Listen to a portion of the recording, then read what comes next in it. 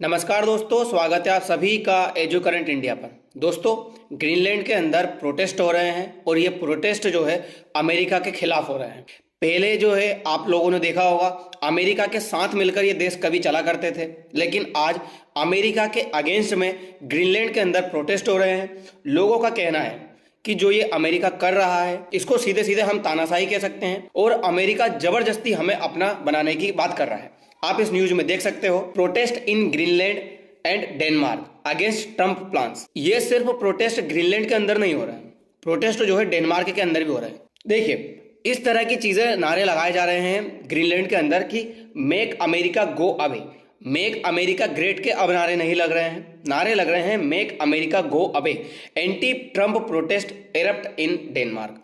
लोगों का कहना है कि अब अमेरिका हमें नहीं चाहिए, अमेरिका आप हमारे पास से जाइए। अमेरिका जो कह रहा है कि हम आपको पैसे देकर खरीद लेंगे। लोग इसमें प्रोटेस्टर जो लेकर के खड़े हुए हैं उसमें लिख करके रखे हैं कि हमें पैसे नहीं चाहिए, Greenland is not for sale, Greenland बिकाऊ नहीं है, हम डेनमार्क के हैं और डेनमार्क के साथ ही रहेंगे। जब इन लोगों से पूछा गया कि अमेरिका आपको $1 लाख देने को तैयार है पर पर्सन, अमेरिका के ट्रम्प का कहना है कि मैं $1 लाख दूंगा पर पर्सन को और उससे ग्रीनलैंड को खरीद लूंगा, तो इन पर्सन्स का कहना है कि हमें 1 लाख क्या आप $10 लाख भी दोगे तो भी हम नहीं बिकेंगे, हमें डेनमार्क के साथ रहना है। देखिए, ग्रीनलैंड जो है वो डेनमार्क की तरफ रहना इसीलिए चाहता है क्योंकि डेनमार्क उसकी सॉवरेनिटी की रिस्पेक्ट करता है और अमेरिका वो है उसको किसी से कोई मतलब नहीं है। मैं आपको एक तस्वीर भी दिखाऊंगा जिसमें अमेरिका के डोनाल्ड ट्रंप ने किस तरह से यूरोप के सारे लीडर्स को एक साथ बिठा के किस तरह से उनको लताड़ा है, उनकी इंसल्ट की है। इस तरह से यह बताता है कि अमेरिका को ये जो देश है वो अब तुच्छ लगते हैं, अमेरिका इनको कुछ मानता ही नहीं है। अमेरिका का कहना है कि ये तो सिर्फ ऐसे ही है, ये क्या ही कर लेंगे मेरा। इस तरह की चीजें अब अमेरिका के द्वारा की जा रही है। ये जो आप तस्वीर में देख रहे हो ये है डेनमार्क। डेनमार्क के अंदर लोग कितने ज्यादा प्रोटेस्ट कर रहे हैं, जमीर इनका अब जागा है। पहले तो ये प्रोटेस्ट ही नहीं कर रहे थे, पहले इसमें मैंने आपको पिछले सेशन में बताया था, बुजुर्ग लोग आकर के प्रोटेस्ट कर रहे थे।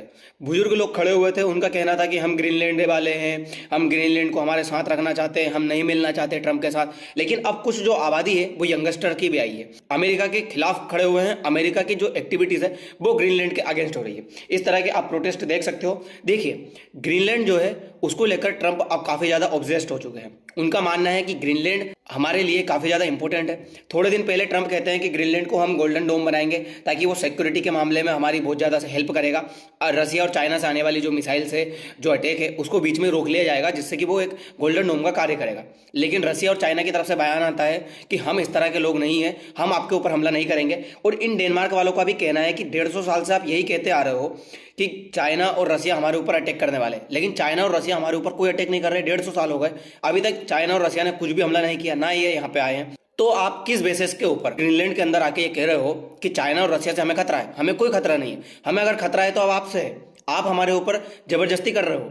इस तरह की बात अब डेनमार्क और ग्रीनलैंड वाले लोगों की तरफ से की जा रही है। दूसरी जो मेन बात है वो ये है कि ग्रीनलैंड के अंदर मिनरल्स काफी ज्यादा पाए जाएंगे क्योंकि वो है एक अनएक्सप्लोर्ड एरिया, इसीलिए अमेरिका यहाँ पे कोशिश कर रहा है ताकि वो इन्वॉल्व हो जाए।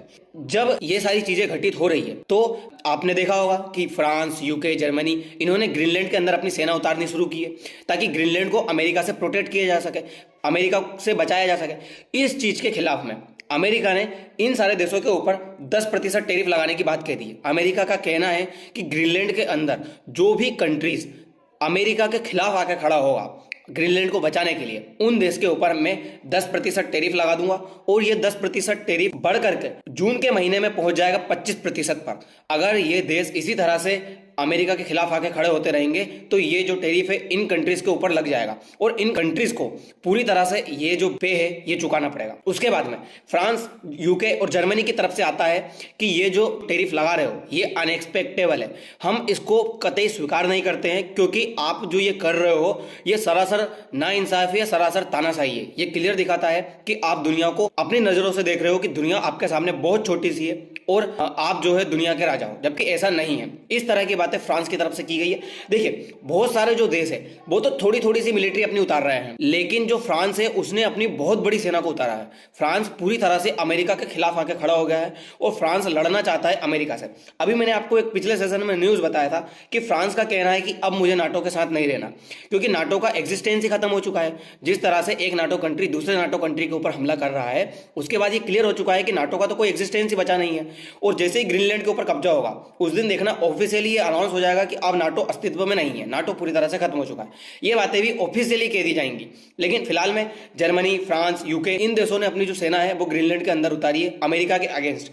तो इस तरह की जो चीजें अमेरिका के खिलाफ चल रही है ये आज दर्शा रहा है कि अमेरिका इन देशों को कुछ समझ नहीं रहा है। दुनिया के सारे देश अमेरिका के सामने अब छोटे नजर आ रहे हैं। ट्रंप जो है अपनी नीति के हिसाब से ट्रंप समझ रहा है कि वही दुनिया के अंदर एक इकलौता कंट्री है जिसके सामने पूरी दुनिया नतमस्तक हो सकती है। लेकिन ये सारी चीजें गलती हुई है तो यूरोपियन कंट्रीज की वजह से हुई है। किस तरह इनकी करनी नहीं आज इनको यहाँ पे पहुंचाया है आप इसमें समझ सकते हो। हुआ क्या था, जब निकोलस मादुरो के ऊपर ट्रंप ने अटैक किया और उनको कैप्चर करके लाया गया, तब यूके ने, फ्रांस ने, जर्मनी ने, इन्होंने ही कहा था कि बहुत अच्छा किया है आपने एक तानाशाही को पकड़ के, आपने एक देश के ऊपर, कंट्री के ऊपर हमला करके उसके सारे तेल को अपने कब्जे में लेकर के। जो वेनेजुएला है वो बहुत बुरा देश था, वहां का जो राजा है यानी कि जो मादुरो है वो तानाशाही थे, इसीलिए आपने अच्छा काम किया। और अमेरिका के लिए खूब ताली बजाई, ट्रंप के लिए खूब ताली बजाई इन्होंने, खूब तारीफ भी की। अब जब इनके ऊपर ये बात उल्टी पड़ी, अमेरिका ने इन्हीं के ऊपर ही अटैक करना शुरू करा, अमेरिका ने इनको ही लताड़ना शुरू करा, इनके ऊपर ही टेरिफ लगाना शुरू करा, तब इनको समझ में आया कि हम तो गलत आदमी को और प्रोत्साहन दे रहे थे इस तरह का काम करने के लिए। जब ट्रंप ने देखा कि दुनिया के कोई भी देश जो नाटो कंट्रीज है, जो यूरोपियन वाले हैं, ये सिर्फ जो भी मैं काम करूंगा उसके पीछे ताली बजा सकते हैं, उसके अलावा ये कुछ कर नहीं सकते, ये इनका कोई एग्जिस्टेंस नहीं है अमेरिका के बिना। ये सारी चीजें अमेरिका को समझ में आ गई। तब अमेरिका ने कहा अब ग्रीनलैंड हमारा है। तब इन देशों को आंखें खुली, इन देशों को समझ में आया कि अमेरिका तो हमें बेवकूफ बना रहा था। अमेरिका ने तो सिर्फ ये जांचने के लिए कोशिश की अगर ये ग्रीनलैंड के ऊपर कब्जा करेगा, ये नाटो को तोड़ेगा तो कौन कौन से कंट्रीज है जो एक साथ आके खड़े हो सकते हैं। तब उसको समझ में आया कि कोई आ नहीं सकता। बताया जा रहा है, कल तो ये न्यूज थी कि कोई कंट्री 11 सोल्जर भेज रहा है, कोई कंट्री 15 सोल्जर भेज रहा है अमेरिका से लड़ने के लिए। आप अमेरिका से लड़ रहे हो, कोई पाकिस्तान से नहीं जो इतने सोल्जर्स में लड़ सकते हो। अमेरिका के सामने ये कैसी बातें कर रहे हैं, ये कैसे सोल्जर्स भेज रहे हैं। आप सोचिए, इन्होंने सिर्फ दुनिया को पागल बनाने के लिए ये सारी चीजें की है और कुछ भी नहीं है। ये आप सारी न्यूज में देख सकते हो, डेनमार्क के ऊपर और ये जो भी देश है जो उतर के आ रहे हैं ग्रीनलैंड के सपोर्ट में, उनके ऊपर टेरिफ लगाने की बात कर दी। और ट्रंप का कहना है कि ये टेरिफ 25% बढ़ जाएगा जून के महीने में, और ये तब तक लगा रहेगा जब तक ग्रीनलैंड अमेरिका का नहीं बन जाता। अगर ग्रीनलैंड अमेरिका का नहीं हो पाएगा तो ये टेरिफ हमेशा इनके ऊपर चलेगा।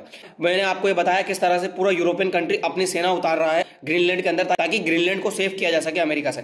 देखिए, ये जो ग्रीनलैंड है ना, ये इतना अनएक्सप्लोर्ड एरिया है, दुनिया को उम्मीद है कि इसके पास में बहुत सारे मिनरल्स निकलेंगे। इसीलिए अमेरिका कोशिश कर रहा है कि ग्रीनलैंड को अपने कब्जे में ले।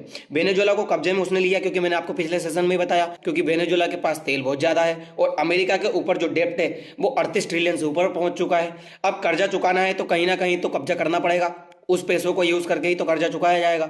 इस तरह की चीजें अमेरिका कर रहा है, और यहाँ पे इसीलिए कर रहा है क्योंकि ये है रेयर अर्थ मिनरल्स वाला एरिया जो कि चाइना से काफी ज्यादा मात्रा में अमेरिका बुलवाता है। अमेरिका को बहुत ज्यादा जरूरत है रेयर अर्थ मिनरल्स की। अब ये चाइना से ना बुलवाकर सीधे ग्रीनलैंड से बुलवाएगा तो इससे फायदा अमेरिका को होगा, अमेरिका के जो पैसे हैं वो बचेंगे। इसीलिए अमेरिका कोशिश कर रहा है कि ग्रीनलैंड को अपना हिस्सा बना लिया जाए, और वो ग्रीनलैंड को अपना बनाकर ही रहेगा।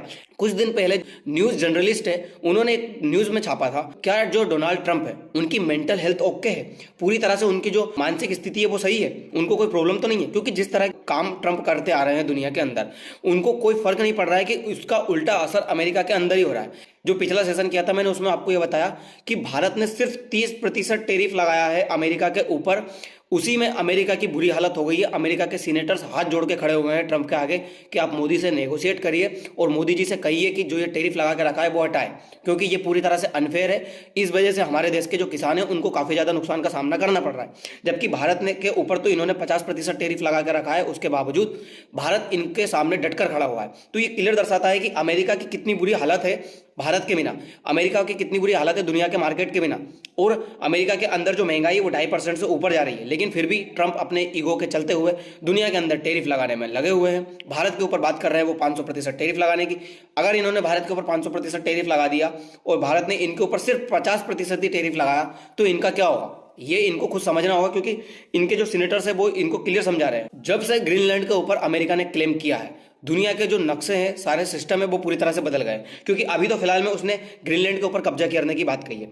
वो अगला जो नंबर है वो कनाडा का है। कनाडा को देख लेना, वो 52 जो स्टेट है वो बना के रहेगा। उसके बाद उसका अगला नंबर जो आने वाला है वो क्यूबा का है। ये पूरे हिस्से को, वेस्टर्न जो हेमिस्फीयर है, इसको पूरा अपना बना के रहेगा अमेरिका। अब अगर इस चीजों से बचना है तो यूरोपियन यूनियन को भारत के साथ आना होगा, क्योंकि भारत ही है जो इनको सेव कर सकता है। अमेरिका की दुखती नस भारत के पास ही। जिस तरह से भारत ने सिर्फ 30% टैरिफ लगा के अमेरिका को दिखा दिया कि आपके यहाँ पे हम अगर चाहें तो कितनी महंगाई बढ़ा सकते हैं, आपकी जो इकोनॉमी है उसका सिस्टम है ना हिला सकते हैं। तो इसको पूरा तरह से बर्बाद करने के लिए जो भी यूरोपियन यूनियन है उनको भारत के साथ आना होगा, और भारत के साथ आकर जल्द से जल्द जो फ्री ट्रेड एग्रीमेंट है वो करना होगा। तभी इन यूरोपियन कंट्रीज की जो साख है वो बची रह सकती है। दूसरी बात, सामने खबर आई रही है कि फ्रांस के जो इमानुएल मैक्रोन है वो तो फरवरी में भारत आ ही रहे हैं, और फरवरी में भारत आने के बाद इनके साथ जो डील है वो डील होने वाली है 114 राफेल को लेकर। ये डील पूरी तरह से प्रस्तावित समझ ले हो चुकी है। और जो कयास लगाए जा रहे थे कि अमेरिका कोशिश कर रहा था ऑपरेशन सिंदूर के टाइम से ही कि हम भारत को F-35 है वो बेच देंगे, चाइना कोशिश कर रहा था कि J-35 वो बेच देगा, लेकिन भारत ने इन दोनों को छोड़कर जो राफेल की डील करी है वो क्लियर दर्शा रहा है कि भारत को भरोसा सिर्फ राफेल पे है, ना कि अमेरिका और चाइना के जो सिस्टम है, जो चाइना के माल है उनके ऊपर कोई भरोसा नहीं है। मैं अगला सेशन लेके आऊंगा इस चीज के ऊपर कि किस तरह से ट्रंप जो है भारत से माफी मांगने को मजबूर होने वाले हैं। कुछ ही दिन की बात है, आप देखिएगा। ये तस्वीर आप देखिए, कुछ दिन पहले ही ट्रंप ने सारे यूरोपियन लीडर्स को अपने यहाँ पे बुलाया था और उनको किस तरह से लताड़ा था, किस तरह से उनकी बेइज्जती की थी। ये क्लियर दर्शा रहा है कि आपने अमेरिका को ये प्रोत्साहन दिया है कि आप हमारी बेइज्जती कर सकते हो, हम कुछ नहीं करेंगे। उसके बाद में ही अमेरिका के इतने जो भाव है वो बढ़े हैं। उन्होंने समझा है कि ये यूरोपियन कंट्रीज मेरे बिना कुछ भी नहीं है, मेरे बिना कुछ कर नहीं सकते, इसीलिए आज अमेरिका इनके ऊपर इतना टैरिफ लगा रहा है और ये देश कुछ भी नहीं कर सकते। तो दोस्तों अब देखना होगा कि अमेरिका के खिलाफ ये देश कितना टिक सकते हैं, क्योंकि जो युद्ध के मामले में है वो तो टिकना तो नामुमकिन है, लेकिन टैरिफ के मामले में और ये कितना झेल सकते हैं टैरिफ अमेरिका के सामने। तो ये सारी चीज़ें देखने वाली बातें होंगी। तो दोस्तों फिलहाल के लिए इतना ही, मिलते हैं अगली वीडियो में। धन्यवाद।